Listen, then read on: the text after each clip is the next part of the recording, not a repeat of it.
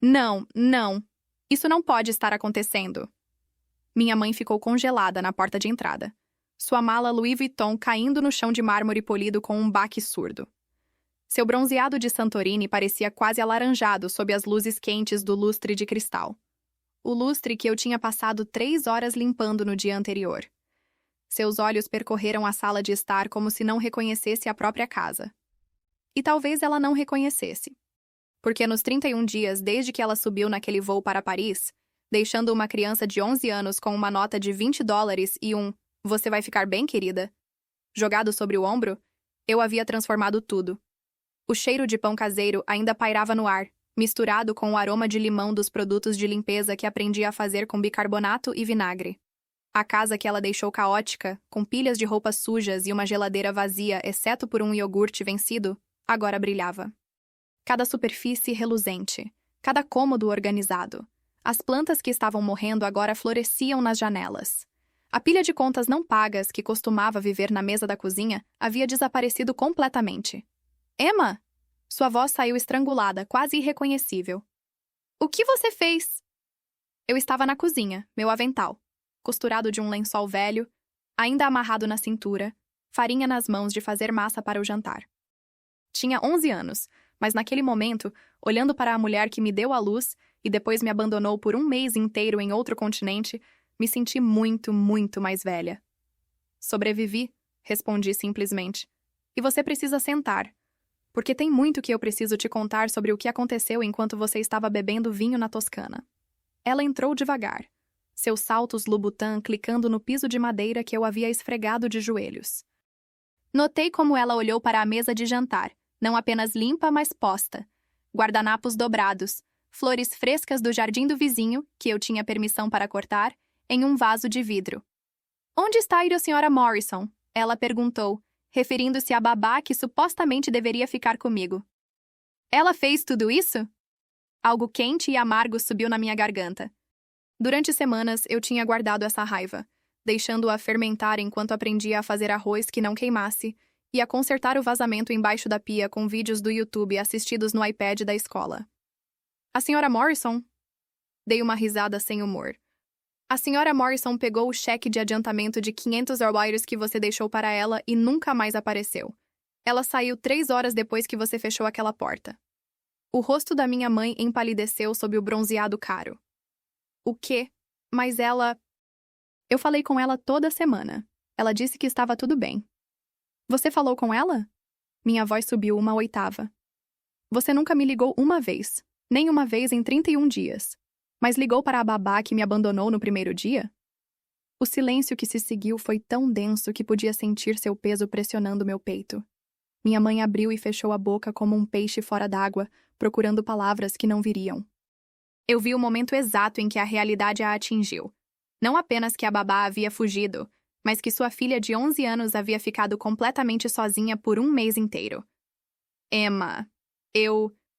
Ela começou, mas eu a cortei.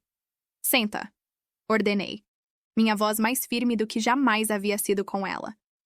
"Porque antes de você começar a fazer desculpas, ou a chorar, ou a fazer qualquer outra coisa que normalmente faz quando algo é sua culpa, você vai ouvir exatamente o que aconteceu nos últimos 31 dias. Se você já foi deixado para trás por alguém que deveria te proteger, fique comigo até o final. Você vai ver exatamente como uma criança de 11 anos não apenas sobreviveu, mas expôs uma rede inteira de negligência que minha mãe nem imaginava que eu descobriria. E antes de eu contar o resto dessa história, se você está gostando do conteúdo e quer me ajudar a continuar trazendo essas histórias reais, deixe seu like agora. Isso me ajuda muito no algoritmo e me mostra que você quer ver mais histórias como essa. Para entender por que aquele momento de confronto foi tão satisfatório, você precisa conhecer minha mãe. Meu nome é Emma. Hoje tenho 23 anos, mas essa história aconteceu quando eu tinha 11. E para entender o tipo de pessoa que abandona uma criança de 6º ano sozinha por um mês, você precisa conhecer Catherine Wellington. Minha mãe sempre foi... particular. Esse é o jeito educado de dizer. Ela se casou com meu pai quando tinha 22, ele 35. Rico e dono de uma empresa de tecnologia próspera. Quando ele morreu de um ataque cardíaco súbito quando eu tinha 7 anos, ela herdou tudo. A casa de 4 quartos nos subúrbios chiques. As contas bancárias, os fundos de investimento. E absolutamente nenhuma responsabilidade emocional, aparentemente. Minha mãe não era cruel do jeito óbvio. Ela nunca me bateu, nunca gritou. Na verdade, esse era o problema. Eu era quase invisível para ela. Ela me alimentava, me vestia, me mandava para a escola. Mas era como cuidar de uma planta. Água, luz solar, vaso bonito. Nenhuma conexão real. Nenhuma conversa além de como foi a escola, enquanto olhava o celular. Nenhum abraço espontâneo. Nenhum eu te amo que não parecesse ensaiado. Depois que meu pai morreu, ela se tornou obcecada por viver a vida que merecia. Suas palavras, não minhas. Viagens com amigas, spas, retiros de bem-estar. Compras online que chegavam em caixas empilhadas no hall de entrada, até eu mesma ter que abri-las e guardar porque ela estava ocupada demais. Eu tinha 8 anos organizando sapatos de grife por cor, porque ninguém mais faria. Com 10 anos, eu já fazia meu próprio café da manhã porque ela dormia até meio-dia. Pegava o ônibus escolar sozinha porque ela não era pessoa da manhã. Fazia minha própria lição de casa na mesa da cozinha, enquanto ela assistia reality shows na sala, gargalhando para o telefone com amigas sobre o último drama. Mas nunca tinha ficado completamente sozinha. Sempre havia alguém. Uma babá, uma empregada, a vizinha Sra. Chen que me dava cookies depois da escola, até a viagem para a Europa. Vai ser bom para você ter independência, ela havia dito 2 semanas antes de partir, aplicando máscara facial enquanto eu ficava na porta do banheiro dela. A Sra. Morrison é muito responsável. Você mal vai notar que saí. Por que você não pode me levar? Eu tinha perguntado. Minha voz pequena. Eu nunca fui para a Europa. Emma, querida, essa é uma viagem de adultos. Você ficaria entediada. Museus, vinícolas, jantares longos. Não é lugar para criança. Ela se olhou no espelho, virando o rosto de um lado para o outro. Além disso, você tem escola. Educação é importante. Educação era importante, mas aparentemente eu passar o verão inteiro sozinha antes do 6º ano começar não era problema. A viagem estava marcada para 28 de julho a 28 de agosto. 4 semanas completas. E ela nem piscou ao fazer as malas. No dia que ela partiu, uma manhã de sábado sufocante de julho, a Sra. Morrison chegou às 9h com uma mala pequena e um sorriso que não alcançou seus olhos. Ela era uma mulher na faixa dos 50, cabelo grisalho preso em um coque apertado, roupas que cheiravam levemente a naftalina. Aqui está o dinheiro para emergências, minha mãe disse, enfiando uma nota de $20 na minha mão. E a Sra. Morrison tem meu cartão de crédito para compras e comida. $20. Para um mês. Mesmo aos 11 anos, eu sabia que isso era ridículo. E se eu precisar de algo? Perguntei. A Sra. Morrison vai cuidar de tudo. Não se preocupe tanto, Emma. Você está sempre se preocupando. Ela beijou o ar perto da minha bochecha, deixando um borrão de batom cor-de-rosa. Seja boa. Vejo você em agosto. E então ela se foi. Uber preto a levando para o aeroporto, mala de grife na mão, chapéu de sol já no lugar. Eu a vi partir pela janela da sala, aquela nota de $20 amassada no meu punho, e algo dentro de mim já sabia. Sabia que isso não ia dar certo. A Sra. Morrison ficou exatamente 3 horas e 17 minutos. Passamos a primeira hora com ela me mostrando as regras, que eu devia ficar fora do caminho dela, que horários eram para refeições, que eu não podia usar o telefone sem permissão. A segunda hora, ela passou no quarto de hóspedes descansando, enquanto eu assistia TV na sala. Na terceira hora, seu telefone tocou. Eu ouvi através da porta. Sim, peguei o adiantamento. Não, ela é criança obediente. Vai ser moleza. 4 semanas? Por favor, vou ficar 3 dias no máximo e depois dizer que tive emergência familiar. $500 por 3 dias de trabalho? Melhor que qualquer coisa. Meu estômago afundou. Fiquei paralisada no corredor, mal respirando, ouvindo essa mulher que deveria cuidar de mim planejar me abandonar. 15 minutos depois, ela saiu do quarto com a mala. Olhou para mim sem constrangimento nenhum, como se não importasse que eu fosse uma criança de 11 anos prestes a ficar completamente sozinha. Tive uma emergência familiar, ela disse, as mesmas palavras que acabara de ensaiar ao telefone. Preciso ir. Você vai ficar bem. Mas minha mãe... Comecei. Eu ligo para ela. Mentira. Fique dentro de casa. Não abra a porta para estranhos. E então ela também se foi, porta fechando atrás dela com um clique final. Fiquei parada no hall de entrada vazio, o silêncio da casa de repente ensurdecedor. Olhei para o relógio. 12:00. Olhei para a nota de $20 ainda na minha mão. Olhei para a geladeira praticamente vazia que minha mãe não se preocupou em abastecer porque a senhora Morrison cuidaria disso. Tinha 11 anos. Estava sozinha e ninguém estava vindo me salvar. As primeiras 2 horas, eu simplesmente entrei em pânico. Sentei no sofá abraçando meus joelhos, esperando que alguém voltasse. Minha mãe, a senhora Morrison, qualquer um.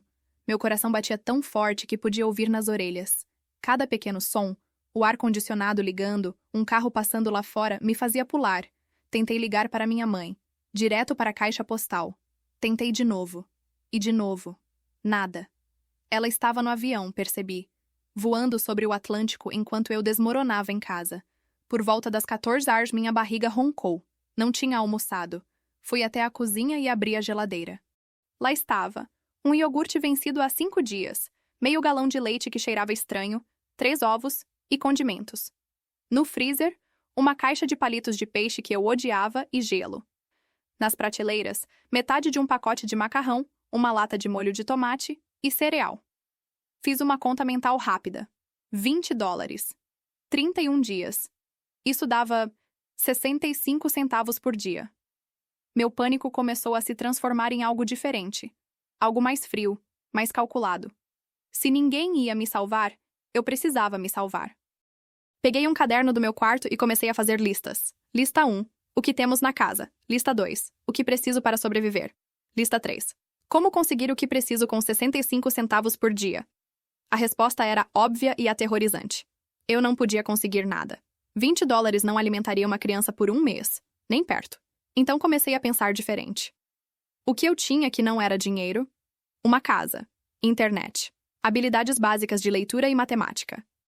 E algo que minha mãe nunca me deu crédito por ter: cérebro.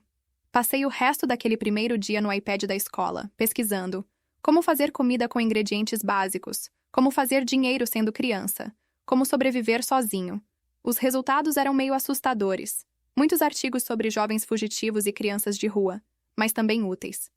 Aprendi que podia fazer pão com farinha, água, sal e fermento. Aprendi que vizinhos às vezes pagam por pequenos serviços. Aprendi que jardins comunitários às vezes têm produtos extras que as pessoas compartilham. Aprendi sobre bancos de alimentos, mas rapidamente descartei. Precisaria de um adulto para isso. Quando o sol se pôs naquela primeira noite, eu tinha um plano. Não era um plano perfeito, mas era um plano. No dia seguinte, domingo, acordei cedo. Comi o último pedaço do pão velho que encontrei e bebi água da torneira. Vesti minha roupa mais apresentável. Um vestido de verão que minha mãe tinha comprado para festas, mas que eu nunca usava. E escrevi uma nota. Olá, meu nome é Emma e moro na rua. Estou oferecendo serviços de jardinagem. Arrancar ervas daninhas, regar plantas, lavar carros, passear com cachorros ou qualquer outra tarefa que precisem de ajuda. Sou trabalhadora e responsável. $5 por hora. Imprimi 20 cópias na impressora do escritório da minha mãe e saí. A vizinhança era tranquila aos domingos, famílias tomando café da manhã tarde ou lavando carros nas garagens. Andei de casa em casa, colocando folhetos em caixas de correio, batendo em portas, onde via pessoas acordadas. A maioria me ignorou. Alguns olharam com desconfiança. Uma criança de 11 anos oferecendo trabalho aleatoriamente num domingo? Estranho. Mas 3 casas depois, encontrei a senhora Chen. Emma? Ela abriu a porta segurando uma xícara de café, sobrancelhas erguidas em surpresa. O que você está fazendo? A senhora Chen era a vizinha legal, coreana na faixa dos 60, sempre com cookies ou biscoitos de arroz quando eu passava por lá. Ela conhecia minha mãe superficialmente, acenos educados por cima da cerca, conversa rápida sobre o tempo. Estou oferecendo serviços, disse entregando o folheto. Preciso ganhar algum dinheiro. Ela leu cuidadosamente, então olhou para mim com aqueles olhos escuros e perspicazes que pareciam ver mais do que eu queria mostrar. Sua mãe sabe que você está fazendo isso? Hesitei. Não queria mentir, mas também não podia dizer a verdade, que minha mãe estava na Europa e eu estava sozinha. serviços sociais, famílias acolhedoras, todas as coisas assustadoras que pesquisei na noite anterior. Ela sabe que preciso aprender responsabilidade, disse finalmente. Tecnicamente não era mentira. A senhora Chen me estudou por um longo momento. Meu jardim está cheio de ervas daninhas. Você pode trabalhar 2 horas hoje? Sim. Respondi rápido demais, alívio inundando meu peito. $10, ela disse. 5 por hora. Começa agora. Aquelas foram as 2 horas mais difíceis da minha vida até aquele ponto. O sol de julho era brutal. Meus joelhos ficaram sujos e ralados. Minhas mãos desenvolveram bolhas de puxar ervas daninhas teimosas. Suor escorria pelas minhas costas, fazendo meu vestido grudar desconfortavelmente. Mas quando a senhora Chen saiu com uma nota de $10 e um copo grande de limonada gelada, senti algo que nunca tinha sentido antes. Orgulho. Orgulho de verdade. Não por notas na escola ou por ser bem comportada, mas por sobreviver. Por fazer algo difícil e ser paga por isso. Bom trabalho, ela disse, olhando para o jardim da frente agora livre de ervas daninhas. Você é trabalhadora. Isso é raro em crianças hoje em dia. Obrigada. Dobrei a nota cuidadosamente e a coloquei no bolso. Emma, ela disse quando comecei a ir embora. Se precisar de mais trabalho, volte terça-feira. O Jardim dos Fundos também precisa de cuidado. Mais $10. Minha mente já estava calculando. Se eu conseguisse 3 ou 4 trabalhos por semana, poderia ter comida de verdade. Poderia sobreviver. Naquela noite, com $30 no total, peguei minha bicicleta e fui até a mercearia pequena a 3 quarteirões de distância. Comprei estrategicamente farinha, fermento, ovos, leite, batatas, arroz, feijão enlatado, manteiga de amendoim, geleia. Coisas que durariam. Coisas que poderia transformar em múltiplas refeições. O caixa olhou para mim curiosamente. Uma criança sozinha comprando mantimentos. Mas não disse nada quando paguei com minhas notas amassadas. Voltei para casa enquanto o sol se punha, bolsas pesadas penduradas no guidão da bicicleta. A casa ainda estava vazia e silenciosa, mas agora não parecia tão assustadora. Parecia minha responsabilidade, meu desafio. Passei aquela noite aprendendo a fazer pão usando um vídeo do YouTube. A primeira leva queimou. A segunda ficou crua no meio. A terceira ficou quase perfeita, crocante por fora, macia por dentro, cheirando a conforto e realização. Comi 2 fatias com manteiga de amendoim, sentada sozinha na mesa de jantar grande demais, e pela primeira vez em 2 dias, sorri. Os dias começaram a seguir um padrão. Acordava às 7h, fazia café da manhã, limpava a casa. Às 9h, saía para procurar trabalho. Passeava com cachorros para o Sr. Rodrigues, 8 horas por passeio 3 vezes por semana. Lavava o carro da Sra. Patterson, 10. Arrancava ervas daninhas para a Sra. Chen, 10 hours, 2 vezes por semana. Organizava a garagem do Sr. Thompson, 15 hours por sessão. As pessoas começaram a me recomendar. Aquela garota Wellington é muito trabalhadora, ouvi a Sra. Chen dizer para uma amiga. Logo eu tinha mais trabalho do que conseguia lidar. Mas o dinheiro era apenas parte do problema. A casa estava desmoronando sem manutenção. A pia da cozinha começou a vazar. Assisti vídeos do YouTube e consertei com fita de encanador e força bruta. A máquina de lavar quebrou. Lavei roupas na banheira, esfregando com sabão em barra como via minha avó fazer quando era pequena. O cortador de grama parou de funcionar. Emprestei ferramentas do senhor Rodrigues e passei 6 horas num sábado descobrindo como limpar o filtro de ar e trocar o óleo. Cada problema era um novo vídeo do YouTube. Um novo desafio. Uma nova prova de que eu podia. Eu conseguia. Eu estava conseguindo. À noite, depois que o trabalho e as tarefas estavam feitas, eu me sentava no escritório da minha mãe e olhava para as pilhas de correspondência. Contas, sempre contas. Luz, água, internet, telefone.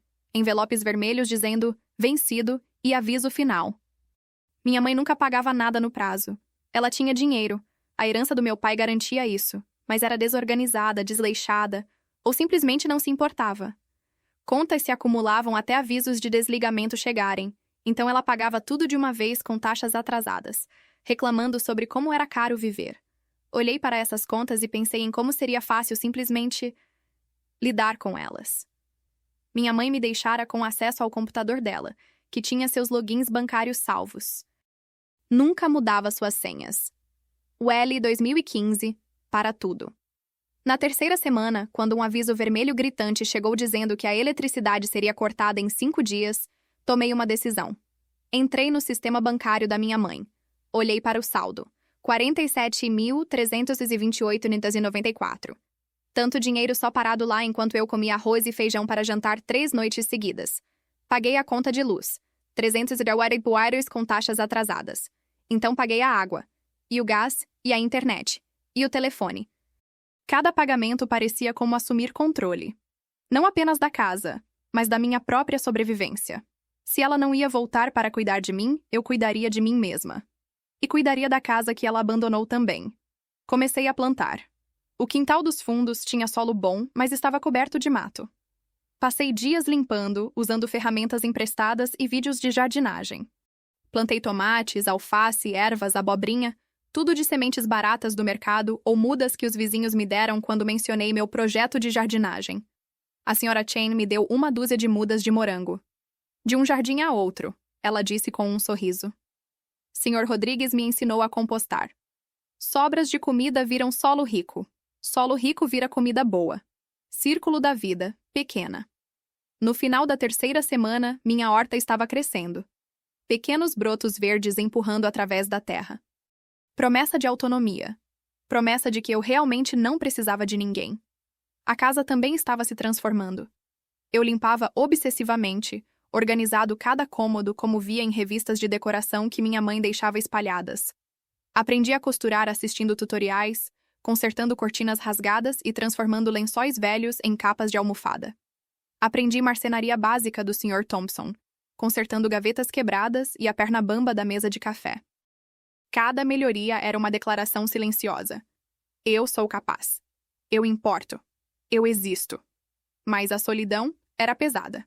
À noite, quando terminava toda a tarefa e não havia mais vídeos do YouTube para assistir ou plantas para regar, a casa ficava muito quieta. Deitava na cama olhando para o teto, me perguntando se minha mãe pensava em mim, se ela sequer se lembrava que tinha uma filha em casa. Tentei ligar para ela. Todas as noites da primeira semana. Sempre caixa postal. Mandei mensagens de texto. Mãe, estou bem, mas sinto sua falta. Mãe, a senhora Morrison foi embora, mas estou bem. Mãe, por favor, me ligue. Nada. Nenhuma resposta.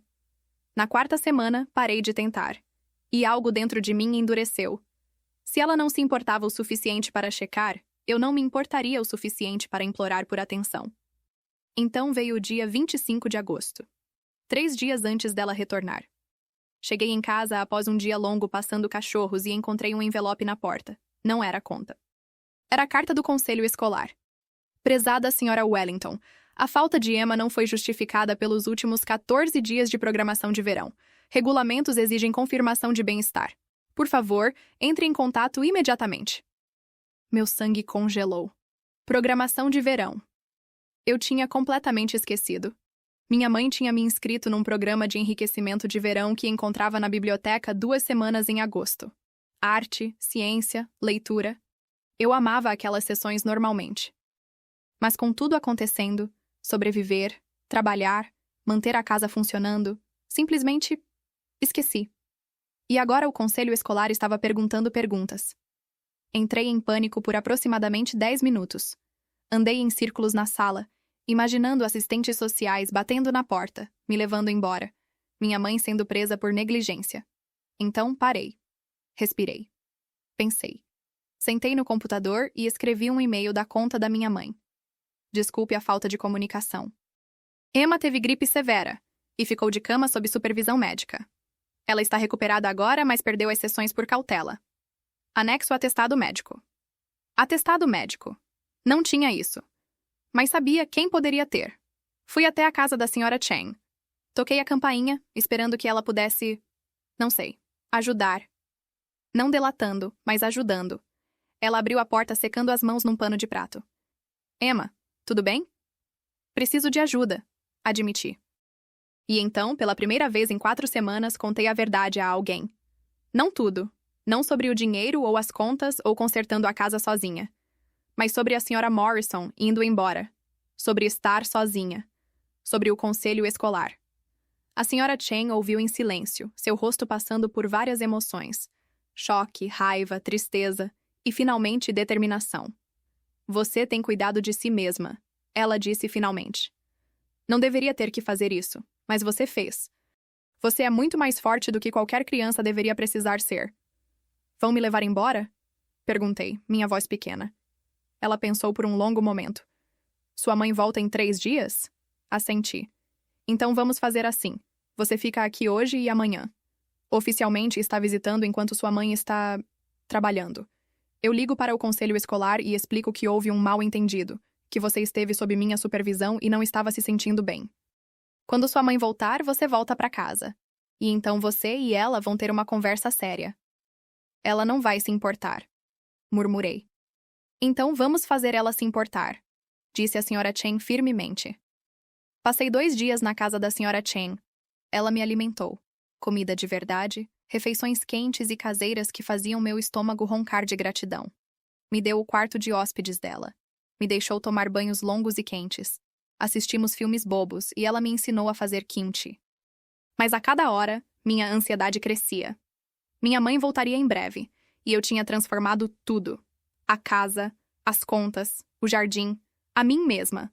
O que ela diria? Ficaria orgulhosa? Brava? Nem notaria? Na manhã de 28 de agosto, me vesti cuidadosamente. Voltei para casa às 10 horas, sabendo que o voo dela pousava ao meio-dia. Tinha 3 horas. Limpei a casa mais uma vez. Coloquei flores frescas do jardim em vasos. Fiz pão fresco. Organizei as contas pagas em uma pilha arrumada na mesa do escritório com uma nota. Todas pagas. Emma. Preparei a mesa de jantar. Fiz uma refeição completa de produtos da minha horta. Salada de tomate e manjericão. Abobrinha assada, morangos de sobremesa. E então esperei. Às 14h23, ouvi o barulho de um carro na entrada. Meu coração bateu tão forte que pensei que sairia do meu peito. A porta se abriu. E lá estava ela. Bronzeada, cabelo em ondas perfeitas de salão, roupas europeias elegantes. E a expressão em seu rosto quando viu o que eu havia feito era algo que nunca esquecerei. Não, não. Isso não pode estar acontecendo. Ela largou a mala e caminhou lentamente pela casa como se estivesse em território estrangeiro. Tocou a mesa limpa, olhou para as plantas saudáveis, examinou o piso brilhante. A senhora Morrison fez tudo isso? Ela finalmente perguntou. E foi quando eu disse, minha voz calma e firme. A senhora Morrison pegou seus $500 e foi embora 3 horas depois que você saiu. Eu fiz tudo isso. Sua boca abriu. Fechou, abriu de novo. O quê? Eu sobrevivi sozinha por 31 dias. E nesse tempo descobri algumas coisas interessantes. Peguei a pasta que tinha preparado. Como o fato de você nunca pagar uma conta no prazo. Como a eletricidade estava há 5 dias de ser cortada. Como você tem 47 mil reais na conta, mas deixou sua filha de 11 anos com 20 e nenhuma comida. Passei a pasta para ela. Dentro estavam cópias de todas as contas que paguei. Todas as taxas atrasadas que ela acumulou. Registros bancários mostrando os pagamentos que fiz. Você entrou na minha conta bancária? Sua voz subiu. Você me abandonou. Respondi simplesmente. Eu fiz o que era necessário para sobreviver. E no processo, descobri que sou muito melhor em cuidar dessa casa do que você já foi. Ela olhou para os papéis, depois para mim, depois de volta para os papéis. Podia ver ela tentando processar. Raiva por eu ter acessado suas contas lutando contra choque de que eu tinha 11 anos e estava sozinha lutando contra, talvez, apenas talvez, um toque de vergonha. A senhora Chen sabe, continuei. Ela me ajudou nos últimos 3 dias porque o conselho escolar estava fazendo perguntas sobre por que não fui à programação de verão. Perguntas que poderiam trazer serviços sociais. Perguntas sobre por que uma criança estava sendo negligenciada. A palavra pairou no ar entre nós. Negligenciada. Era a palavra certa e nós duas sabíamos. Eu não... Ela começou, mas parou. Porque o que ela podia dizer? Ela tinha negligenciado. Tinha me deixado com uma estranha que fugiu. Não ligou nenhuma vez. Não verificou se eu estava viva, alimentada, segura. Você foi para a Europa e me esqueceu, disse. E pela primeira vez minha voz rachou. Você nem ligou uma vez. Nem uma vez. Eu poderia estar morta e você não saberia até voltar e encontrar meu corpo. Ela empalideceu. Emma, eu achei... A senhora Morrison disse que tudo estava bem quando liguei para ela. Você ligou para a babá. Gritei, minha compostura finalmente quebrando. Não para mim, sua filha. Você ligou para verificar sua funcionária, mas não sua criança. As lágrimas começaram. Dela, não minhas. Grandes lágrimas dramáticas escorrendo pelas bochechas bronzeadas. Eu sinto muito. Ela soluçou. Eu não sabia. Eu pensei...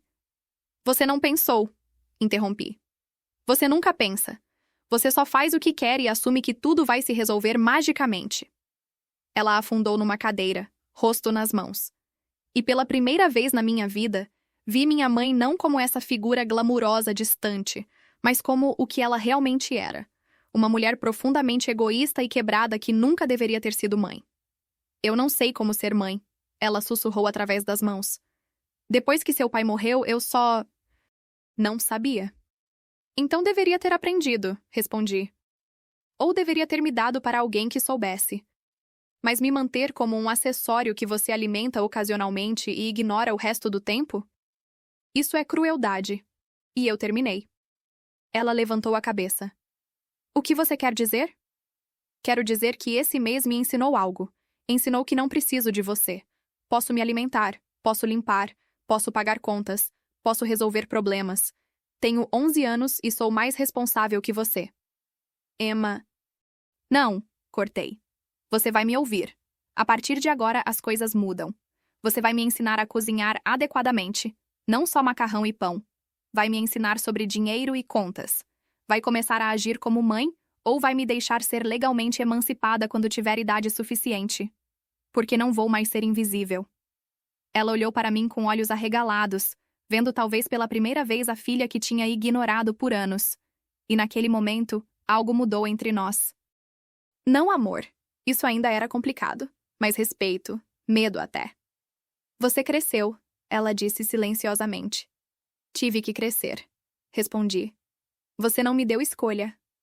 Nas semanas que se seguiram, as coisas mudaram. Não da noite para o dia, não perfeitamente, mas mudaram. Minha mãe começou a pagar contas no prazo, principalmente porque fiz dela minha responsabilidade de verificar toda semana.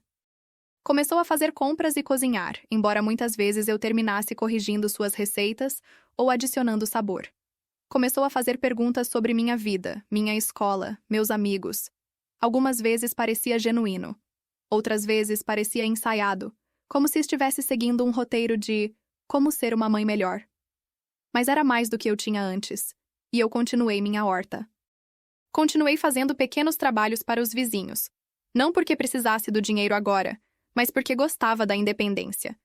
Gostava de saber que podia sobreviver. A senhora Chen se tornou uma figura materna inesperada. Jantava com ela uma vez por semana.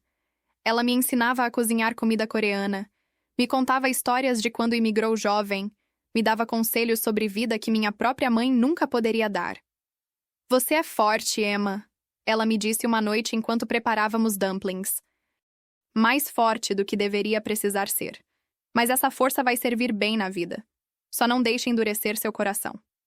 Como faço isso? Perguntei. Você perdoa, ela disse. Não porque ela merece, mas porque você merece paz. Perdoar minha mãe tem sido complicado. Alguns dias sinto que consigo. Outros dias ainda sinto raiva de cada vez que ela me decepcionou. Do mês que me abandonou. Dos anos de negligência antes disso. Mas aprendi algo naquele mês sozinha que ninguém pode tirar de mim. Eu sobrevivo. Não importa o que venha, eu descubro como sobreviver. Hoje, com 23 anos, vejo aquele verão de forma diferente. Não apenas como trauma, embora certamente tenha sido traumático, mas como ponto de virada. O momento em que parei de esperar que outros me salvassem e aprendi a me salvar. Ainda mantenho uma horta. Ainda pago minhas contas no primeiro dia que chegam. Ainda sei como consertar uma pia que vaza e fazer pão do zero. Essas habilidades que aprendi por desespero se tornaram parte de quem sou. E minha mãe. Ela melhorou. Não é perfeita. Ainda tem momentos de egoísmo, de esquecimento, de priorizar suas necessidades sobre conexão. Mas ela tenta. Algumas vezes. Falamos ao telefone toda semana agora. Conversas curtas e superficiais na maioria das vezes. Como está o trabalho? Como vai o apartamento? Mas ocasionalmente, algo mais profundo emerge. Na semana passada ela me ligou chorando. Estava olhando fotos antigas, disse. De quando você era pequena. De quando seu pai estava vivo. E percebi quanto tempo desperdicei. Quanto de você eu perdi. Sim, respondi. Você perdeu. Posso compensar? Ela perguntou. Pensei sobre isso. Sobre a menina de 11 anos que sobreviveu sozinha por um mês. Sobre as bolhas em minhas mãos de arrancar ervas daninhas. Sobre noites solitárias comendo arroz e feijão. Sobre a força que construí a partir do abandono. Não, disse honestamente. Você não pode compensar, mas pode ser melhor daqui pra frente. Houve silêncio. Então, eu vou tentar. Eu sei. E eu sabia. Ela tentaria. Falharia às vezes. Tentaria de novo. E, eventualmente, talvez, construíssemos algo parecido com um relacionamento real. Mas a lição mais importante que aprendi naquele verão é esta. Amor não deveria exigir sobrevivência. Família não deveria ser uma prova de resistência. E às vezes a coisa mais amorosa que você pode fazer é estabelecer limites tão firmes que a outra pessoa não tem escolha senão mudar ou ir embora. Minha mãe mudou. Não totalmente, não perfeitamente, mas o suficiente para termos algo parecido com paz. E eu? Eu sobrevivi. Prosperei até. E nada, nenhum abandono, nenhuma negligência, nenhum trauma futuro pode tirar isso de mim. Porque se sobrevivi àquele verão aos 11 anos, posso sobreviver a qualquer coisa. Então você me diga. O que você teria feito se tivesse 11 anos e fosse deixado sozinho por um mês? Teria sobrevivido? Teria confrontado sua mãe? Ou teria simplesmente deixado passar e fingido que não aconteceu? Escreva nos comentários. Eu realmente quero saber. Sem julgamento. Cada um lida com trauma do seu jeito. Mas para mim, confrontar foi o que me salvou. Foi o que me deu voz quando tinha sido silenciada por muito tempo. Se você chegou até aqui, obrigada por ouvir minha história. Sei que é pesada. Sei que toca em coisas que muitos preferem não pensar. Negligência infantil, famílias disfuncionais, o fracasso de pais que deveriam saber melhor. Este canal existe para essas histórias, as difíceis. As que nos fazem questionar o que nos ensinaram sobre família e perdão. As que nos lembram que às vezes a coisa mais corajosa que você pode fazer é se salvar. Se você quer mais histórias assim, histórias reais de pessoas que sobreviveram e prosperaram apesar de tudo, se inscreva agora. Deixe seu like se essa história ressoou com você. Comente sua própria experiência se sentir confortável compartilhando. Essa comunidade está crescendo e tem sido incrível ver quantas pessoas encontram força nessas histórias. Força para deixar situações tóxicas. Força para estabelecer limites. Força para exigir melhor. Nos vemos no próximo vídeo. E lembre-se, você não precisa sobreviver sozinho, mas saber que pode, isso muda tudo.